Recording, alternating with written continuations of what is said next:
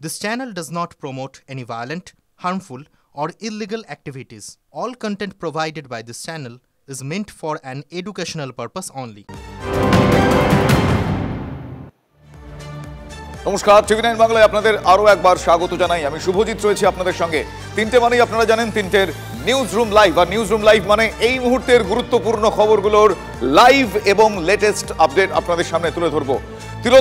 তিলোত্তমার জন্য বিচার চেয়ে আবারও বামেরা পথে নেমেছেন। সিবিআই দপ্তর অভিযান করছে সিপিএম। তিলোত্তমার জন্য বিচার চেয়ে এই ঘটনার ইতিমধ্যেই 100 দিন পার করে গিয়েছে। আরজিকর কাণ্ডে সিবিআই তদন্তভার নেওয়ার পর কেটে গিয়েছে 100-রও বেশি দিন।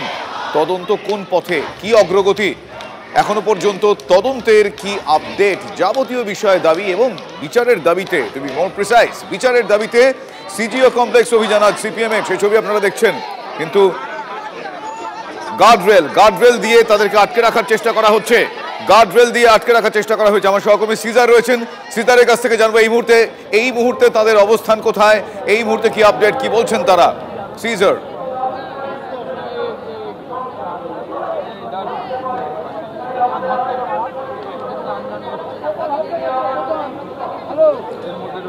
দেখো, হাটকো মোড় থেকে সিপিএম এর এই মিছিল ইতিমধ্যেই সিজিও কমপ্লেক্সের সামনে এসে পৌঁছেছে। আমি তার আগে তোমার সিজিও কমপ্লেক্সের সামনে যে পুলিশ অ্যারেঞ্জমেন্ট সেটা দেখাবো। প্রচুর পুলিশ বাহিনী এখানে রয়েছে, মহিলা পুলিশ থেকে শুরু করে র্যাব এবং বিধাননগর পুলিশ কমিশনারেটের আইপিএস পদমর্যাদার আধিকারিক থেকে শুরু করে এসিপিরা তারা এখানে রয়েছেন, যাতে কোনোভাবে কোনো অনভিপ্রেত ঘটনা না ঘটে। মিছিল পৌঁছানোর পর আমরা দেখলাম সিপিএমের মহিলা সমিতির যারা নেত্রী এবং কর্মী সমর্থকরা রয়েছেন তারা এই ব্যারিকেডের সামনে কিছুক্ষণ ধরে তারা স্লোগান দেন এবং তারপরে এই মুহূর্তে তারা সরে গেছেন, কারণ ঠিক রাস্তার ওপারে অন্যদিকে এই মুহূর্তে তাদের যে মেকশিফট মঞ্চ, অর্থাৎ গাড়ি থেকে তারা এই মুহূর্তে সভা করবেন এবং সভা করবার পর তাদের একটি প্রতিনিধি দল তারা সিজিও কমপ্লেক্সে সিবিআই দপ্তরে যাবেন। এবং যেটা আজকের এই অভিযানের মূল লক্ষ্য, যে 100 দিন হয়ে গেছে আরজিকর খুন ধর্ষণ মামলার তদন্তভার গ্রহণ করেছে সেন্ট্রাল ব্যুরো অফ ইনভেস্টিগেশন, কিন্তু তারপরে দাঁড়িয়ে তারা মানতে নারাজ। একটি চার্জশিট দেওয়ার পরে সঞ্জয় রায় একমাত্র অপরাধী, এটা কিন্তু তারা মানতে নারাজ এবং সেই জায়গা থেকে তাদের দাবি যে মূল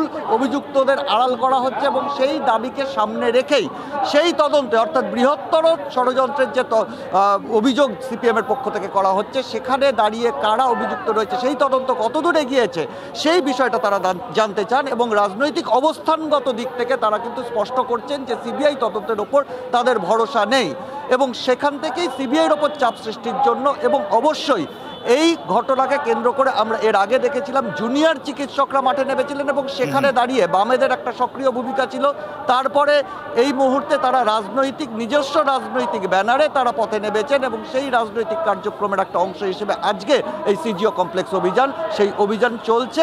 এখন পর্যন্ত গোটা অভিযান শান্তিপূর্ণভাবে চলছে এবং এখান থেকে প্রতিনিধি দল, অর্থাৎ শীর্ষ নেতৃত্বের একটি অংশ, তারা সিবিআই আধিকারিক। একেবারে সিদ্ধার্থ, তুমি সেই দিকে নজরে রাখো। এখনো পর্যন্ত যা পরিস্থিতি, আমরা দর্শকদের নিউজ লাইভে আপডেট দিলাম। এখনো পর্যন্ত যে আপডেট, তাতে মিছিলের অবস্থান কথা আপনাদের জানালাম। কি বলছেন নেতৃত্ব, কি বলছেন রাজনৈতিক ব্যক্তিত্বরা, আপনাদের ব্যাক টু ব্যাক শোনাই।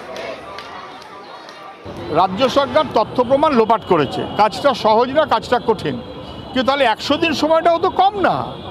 রাজ্য সরকারের যাই তথ্য প্রমাণ লোপাট করুক, সিবিআই তদন্তের কোনো অগ্রগতি মানুষ দেখছে না। আমাদের একটাই জিজ্ঞাসা যে নারদা কাণ্ডে অথবা সারদা কাণ্ডে যেমন দিল্লির প্রভুদের কথায় সিবিআই সব ধামাচাপা দিয়েছে, এখানেও কি সিবিআই দিল্লির প্রভুদের দিকে রাজনৈতিক মনোভাবে তাকিয়ে থাকবে? এটা তো সিবিআইয়ের কাজ নয়। আমরা সেই কারণে জবাব চাইতে যাচ্ছি। সিপিএম একটা দেউলিয়া রাজনৈতিক দল। এই তো সিপিএমের সব আইনজীবীরা বড় বড় কথা, হাইকোর্টে যেদিন গেলেন, হাইকোর্টে যেদিন অর্ডার হলো সিবিআই, কি আনন্দ, কী সব পৈশাচিক বিবৃতি। তো সিবিআই দেখা গেল চার্জশিট দিল, কলকাতা পুলিশ যাকে অ্যারেস্ট করেছে তারই বিরুদ্ধে। তখন থেকে তো সিবিআই তদন্ত করছে, তো সিপিএম এতদিন বাদে ওখানে যাচ্ছে কেন? সিপিএম তো সস্তা রাজনীতি করতে গেছে। খুব সুন্দর করছেন। সিপিএমের শনিবার দিন ভোটে জামানত আবার যাবে, চিন্তার কোনো কারণ নেই। এবং সিপিএমকে বলবো আগামীকাল নবান্ন অভিযান করতে।